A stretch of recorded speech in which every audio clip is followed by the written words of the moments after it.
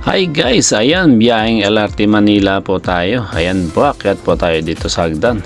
Ayan, saktong-sakto habang pakyat po tayo ng hagdan. Dumaan po si Carl. Ayan, model po natin sa ate. Ayan guys, papakita ko lang po sa inyo paano tayo sumakay ng train. Ayan po, akyat lang po tayo dito. Ayan po. So, sa babay naman po si kuya. Ayan po, akyat lang po tayo dito. And then, so ayan, may idea na po kayo paano sumakay ng train. So ayan po, akyat po tayo. Dadaan po tayo ng security. So check po yung bagahe natin o yung dala natin bag. Ayan. Ayan, papasok po tayo sa guard. Ayan po. So check po yung bagahe natin. Kung okay, wala tayong dala kontrabando. Tapos pipila po tayo. Bibili po tayo ng ticket dito sa booth kung wala pa kayong ticket. And then itatap lang po natin dito. Ayan po. So hawak nyo lang po yung card, tabi nyo lang yan kasi kailangan nyo yung pagbaba mamaya. So ingatan nyo po hindi mawala yung card nyo. And then yan, maghintay po tayo ng train. Ayan po. So ayan. So pagdating natin, habang naghihintay po tayo ng train, huwag po tayo pumisto sa gitna. Sa gilid lang po tayo guys.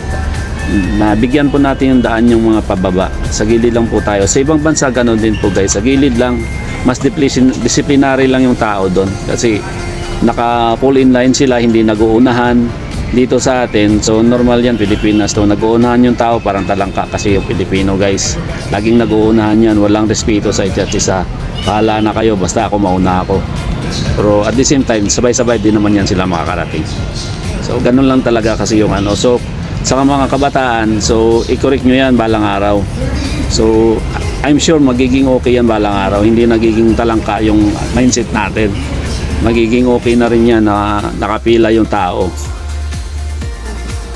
I'm sure balang araw magbabago talaga to kasi yung mga ngayong generation hindi na natin mabago yan kasi nakasanayan na nila yan. So sa mga kabataan, I'm hope talagang balang araw gaganda at magiging okay din po tayo kagaya sa ibang bansa. So ayan, ang video na to para lang to sa mga bata guys, sa mga hindi pa nakasakay in the future. Pag sumakay kayo ng train, ayan, pag lumuwas kayo ng Manila, even doon sa province, pinopropose na rin yung magkakaroon ng train. So may idea na kayo paano sumakay ng train. Sorry pala guys, sinabi ko lahat talangka. Hindi naman po lahat. Mga 80% lang, sorry po sa hindi. Ayun po guys, sorry po. Ayan po, habang naghihintay po tayo ng train, pumila lang po tayo sa may yellow line sa bandang gilid sa side. Bigyan po natin ng daan yung mga bumababa. Then pagpasok po natin, diretso lang po tayo sa bandang gitna para hindi po tayo nakaharang sa pintuan. Para makaroon pa po ng chance makapasok pa po yung iba. Ayan po din. Thank you for watching po guys. Thank you po. God bless po. Ingat po kayo. Bye bye po.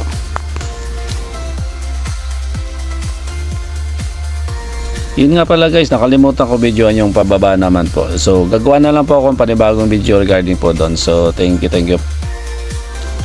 So panoorin nyo po hanggang dulo. Abangan nyo po. May papakita pa akong highlight po. At ayan po, abangan nyo po kung ano yung dalawang highlight nyo.